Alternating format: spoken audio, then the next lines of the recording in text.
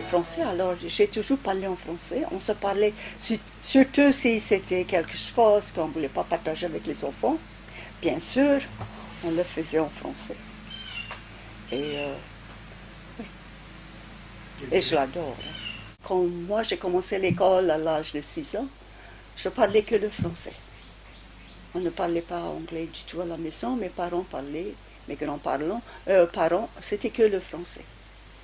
Et alors quand on commençait l'école, on était vraiment mal pris parce que, comment dire, j'ai besoin d'aller aux toilettes, en anglais, on ne le savait pas.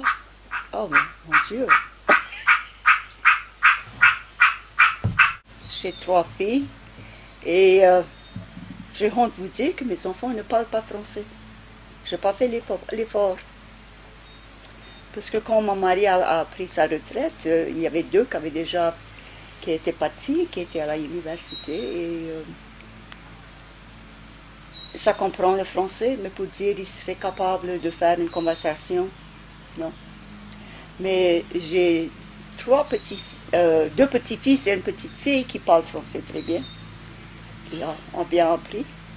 Et enfin, je vais en France en juin avec le lycée, pas loin de chez nous, le lycée de la paroisse. Et j'emmène un petit-fils de 16 ans avec moi qui, pas trop bien en conversation, mais pour lire et écrire, il est bien capable. Ça me fait content.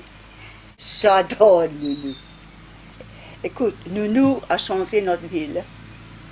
La petite commune, on n'avait pas de danse, pas de musique, pas des arts. On avait Vincent Derby, qui est artiste dans nos villes, qui faisait des tableaux. À part de ça, je ne connaissais personne. Avez-vous rencontré Larry Bourke, qui fait la charpente, qui fait tout? Il peut le faire. Ça, c'est l'homme qui a un don, hein, parce qu'il fait très, très bien la charpente. A very humble man. J'avais aucune idée que cet homme avait le talent qu'il a. Mais Nounou, c'est... Les gens de la commune n'apprécient pas Nounou parce que... je ne crois pas que ça comprend que il y a des gens de partout qui viennent là. Hein? C'est beaucoup intéressant. Et je regrette quand ils ne viennent pas avec leurs enfants, les montrer, les faire voir. C'est ça qui se passe. Ça ne veut pas changer. Il y a des gens qui disent « Oh, on n'a pas besoin d'un touriste to come. Ça va changer tout. » Mais réellement, ça ne comprend pas.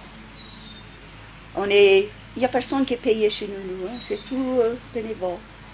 Et je trouve ça c'est remarquable. C'est incroyable, réellement. C'est parler partout des gens qui écrivent des articles sur ce qui se passe. Tu ne peux pas le croire.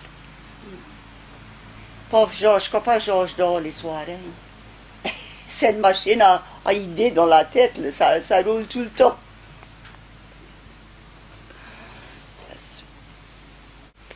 J'espère que mon rêve va venir réalité. Parce qu'il y a le petit hôpital qui est fermé il y a 4 ans, dans le beau milieu de la ville. Et est-ce qu'on connaît la Université Sainte-Anne à la Nouvelle-Écosse? C'est un campus d'immersion en français.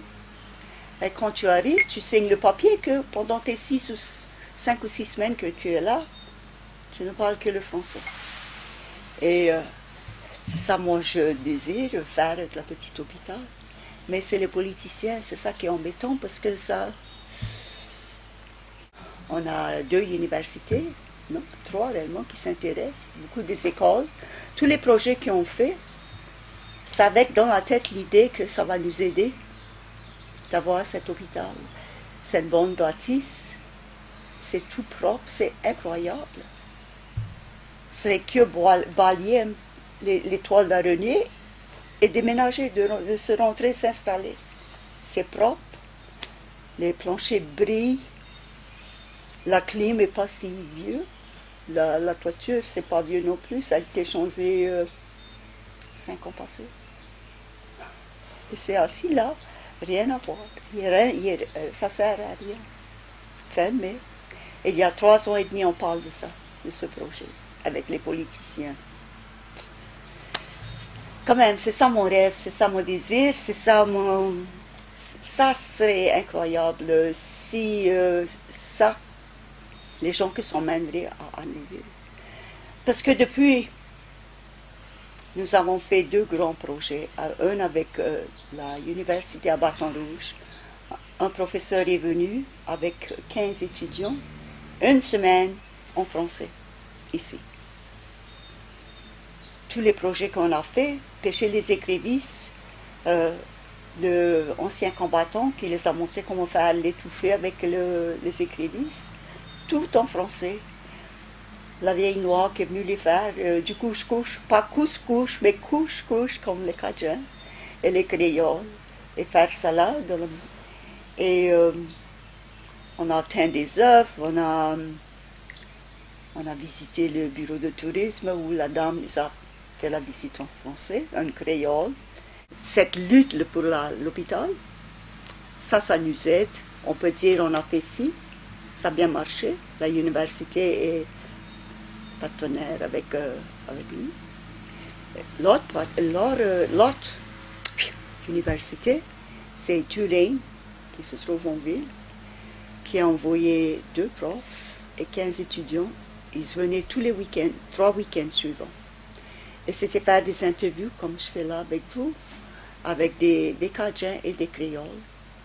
Et parfois, les Cajuns, ils ont honte, ils sont gênés pour faire des choses comme ça.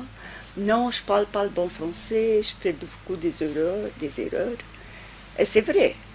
Mais c'est notre français, hein, avec toutes les choses qu'on dit, parce qu'on ne l'a pas vu écrit, c'était passé bouche à l'oreille, alors oui, on fait des fautes. Et oui, il y a des mots qui, chez vous, c'est plus utilisé maintenant. C'était comme, nous autres on dit un capot, for coat, capot. J'ai vite appris, c'est pas comme ça les Français disent coat. et la discussion, la dame avait un sweater. Et j'ai dit, mais comment on dit ça? Oh, mais ça c'est un peu l'hiver. Comment c'est écrit ça? P-U-L-L-O-V-E-R, pullover. Un beau mot anglais. Non, on fait beaucoup de ça.